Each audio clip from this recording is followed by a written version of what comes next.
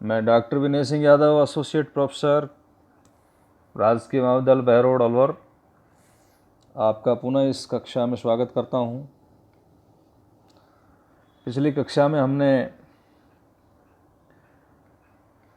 न्याय सिद्धांत के बारे में चर्चा की थी, प्लेटो के न्याय सिद्धांत की। प्लेटो अपनी पुस्तक रिपब्लिक में जो संवादात्मक शैली में लिखी हुई है, तात्कालिक समय में जो न्याय के सिद्धांत प्रचलित थे उनका खंडन अपने गुरु सुकरात के मुख से करवाते हैं, जिसमें पहला जो सिद्धांत है न्याय का, परंपरावादी सिद्धांत, ट्रेडिशनल थ्योरी ऑफ जस्टिस, और जिसके पैरोकार प्रवक्ता हैं सिफालस और पॉलीमार्कस। सिफालस के अनुसार न्याय सत्य बोलना एवं अपने कर्ज को चुकाने में निहित है। लेकिन प्लेटो के गुरु सुकरात इस परिभाषा को दोषपूर्ण बताते हुए और अपने तर्क से उसका खंडन कर देते हैं और कहते हैं,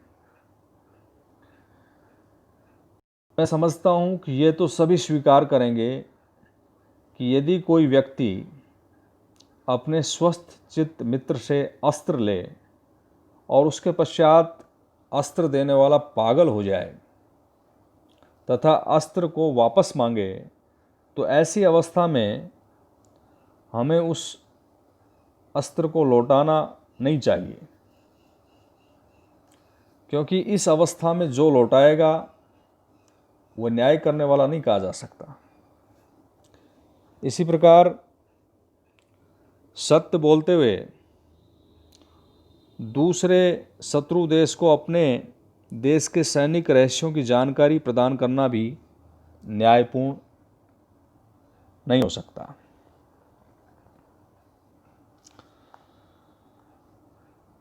सिफालस के मतों का खंडन करने के बाद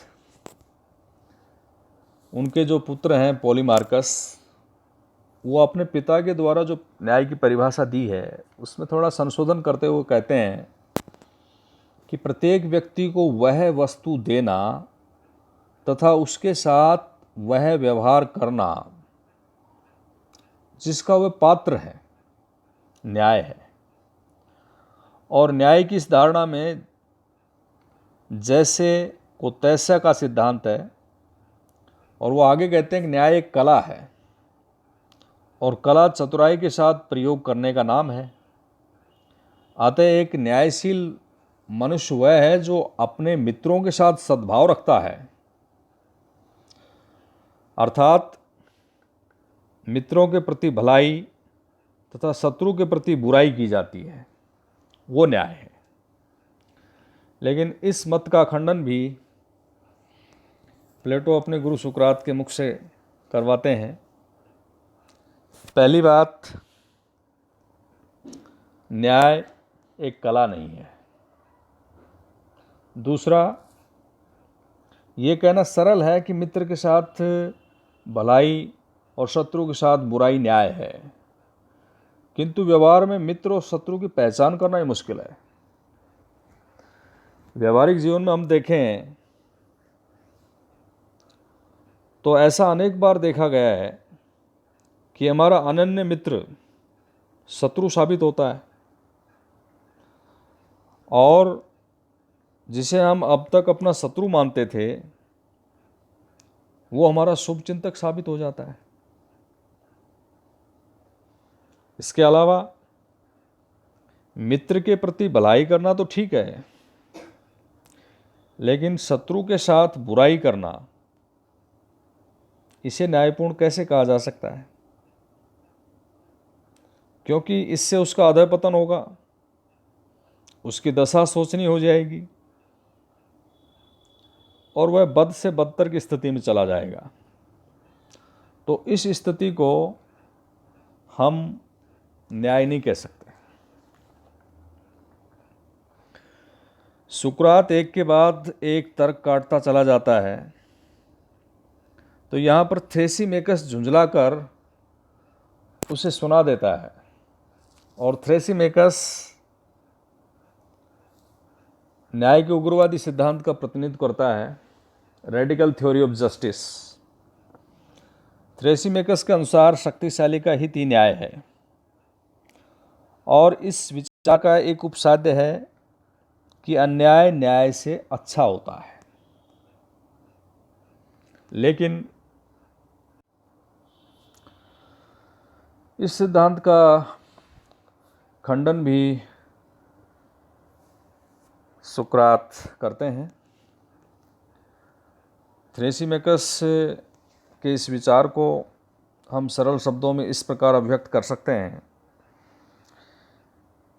कि न्याय शक्तिशाली का हित है, अर्थात माइट इज राइट, जिसकी लाठी उसकी भैंस। थ्रेसिमेकस के अनुसार शक्तिशाली व्यक्ति या शासक जो कुछ भी करे वो न्याय है, अर्थात राजा करे सो न्याय। और इस सिद्धांत में न्याय तथा शक्ति को अभिन्न माना गया है। राज्य में निवास करने वाले व्यक्ति के कार्यों का जो मापदंड है वो शासक की इच्छा द्वारा निर्धारित होता है, अर्थात व्यक्ति शासक वर्ग की इच्छा के विरुद्ध कोई कार्य नहीं कर सकता। व्यक्ति को शासक की शक्ति के भय से शासक के हित में काम करना पड़ता है। अतः शासक के हित साधन का साधन बनने के अतिरिक्त व्यक्ति का कोई न्याय नहीं है। इसी क्रम में थ्रेसिमेकस के इस सिद्धांत का एक उपसाद्य है कि अन्याय न्याय से अच्छा होता है। तो उसमें थ्रेसिमेकस इस उपसाद्य की पुष्टि कुछ लौकिक उदाहरणों के द्वारा करते हैं, और उनका कहना है कि जब कभी न्यायी और अन्यायी व्यक्ति दोनों व्यापार में साझा करते हैं और जब व्यापार समाप्त हो जाता है तो अन्यायी न्यायी से अधिक धन प्राप्त करता है। उसी प्रकार राज्य में न्यायी व्यक्ति अधिक आयकर और अन्यायी कम आयकर अदा करता है। इस मत का खंडन भी, यानी थ्रेसिमेकस के इस उपसाद्य का खंडन भी प्लेटो अपने गुरु सुकरात के मुख से करवाते हैं, और उनका ये कहना है कि यदि शक्तिशाली का हित ही न्याय है तो इस सिद्धांत को मानने से अराजकता का वातावरण पैदा हो सकता है। आदर्श शासक वही है जो अपने लिए नहीं बल्कि शासित प्रजा के हितों का ध्यान रखे।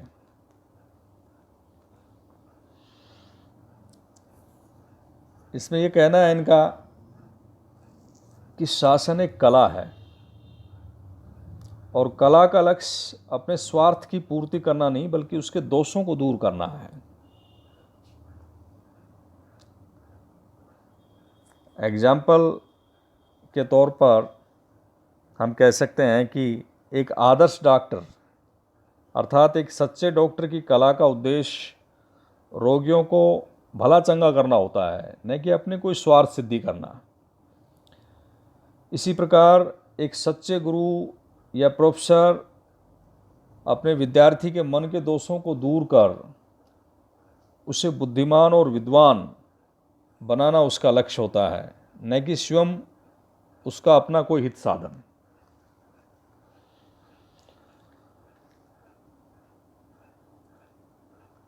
जो उनका दूसरा उपसाद्य है, अन्यायी कभी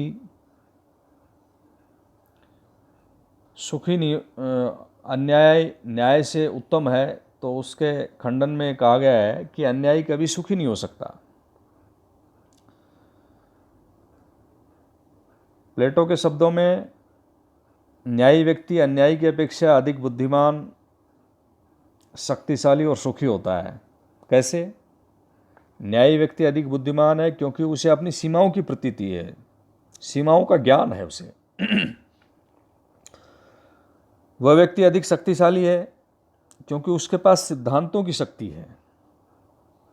वह अधिक सुखी है क्योंकि वह अच्छे जीवन के गुणों से विभूषित है। इस संदर्भ में प्लेटो का यह भी कहना है कि प्रत्येक वस्तु का अपना एक निश्चित कार्य और धर्म होता है, और वही वस्तु अच्छी तरीके से उस कार्य को कर सकती है। जैसे आँख का जो धर्म है देखना है, कान का धर्म है सुनना, उसी प्रकार आत्मा का भी एक कार्य है कि धर्म द्वारा जीवन को श्रेष्ठ जीवन पर ले जाना। अग्नि के दाहकत्व का पानी के शीतलत्व गुण के अभाव में कोई महत्व नहीं रहता, वैसे ही आत्मा अगर धर्म और न्याय से रहित हो जाए तो जीवन उत्तम नहीं रह सकता। और इसके साथ ही थ्रेसिमेकस का ये न्याय का जो सिद्धांत है नैतिक शून्यता को जन्म देता है। थ्रेसिमेकस के इस सिद्धांत के क्रम में एक और भी विचार है। इसके आगे प्लेटो की एक रचना है गोर्जियास, उसमें थ्रेसिमेकस का अनुसरण करते हुए एक सोफिस्ट हैं कैलिक्लीज। वो भी ये घोषणा करते हैं कि न्याय प्राकृतिक नियम के विरुद्ध है। प्रकृति का नियम यह है कि प्रत्येक व्यक्ति को दूसरों के हित में आत्म संयम करने के बजाय अपनी कामनाओं और वासनाओं को अधिक से अधिक तृप्त करना चाहिए, चाहे इसके लिए दूसरों का उत्पीड़न भी क्यों ना करना पड़े। किंतु अधिकतर लोगों में ऐसा करने का साहस नहीं होता, सामर्थ्य और बुद्धि भी नहीं होती। अतः वे सफल इच्छा पूर्ति का साधन मात्र बनने से बचने के लिए आत्म संयम को ही न्याय घोषित कर देते हैं। इस प्रकार न्याय निर्बलों की व्यवस्था पर पड़ा हुआ एक आवरण मात्र है। थ्रेसिमेकस जहाँ न्याय को सबल का हित मानता है, यानी शक्तिशाली का हित मानता है, माइट इज राइट, वहीं कैलिक्लीज उसको निर्बलों की व्यवस्था का परिणाम मानता है। परंतु इस बात में दोनों सहमत हैं कि वह न्याय का नैतिक कोई आधार नहीं है। न्याय के विषय में इस परिभाषा को स्वीकार कर लेना आचार जगत में पूर्ण अराजकता की स्थिति उत्पन्न कर देता है, और ये नैतिक शून्यवाद की पराकाष्ठा है। इसके अनुसार तो शक्ति और सद पर्यायवाची शब्द हैं। रिपब्लिक में सुकरात ने इस सिद्धांत की धज्जियां उड़ाकर रख दी।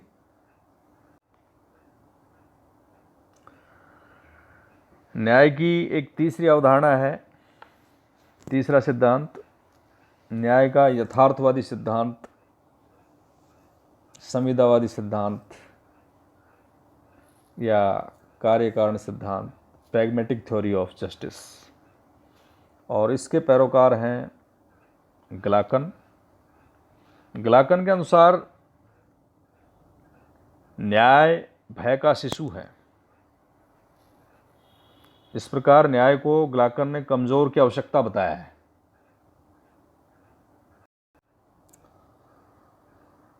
ग्लाकन कहते हैं कि प्राकृतिक अवस्था में रहने वाले निर्बल व्यक्तियों ने, जिनका भारी बहुमत था, सबलों के अन्याय से अपने आप को बचाने के लिए मानव आचार और पारस्परिक व्यवहार के कुछ नियमों का निर्माण किया, जिसका पालन करना ही न्याय और जिसकी अवहेलना करना अन्याय माना जाने लगा।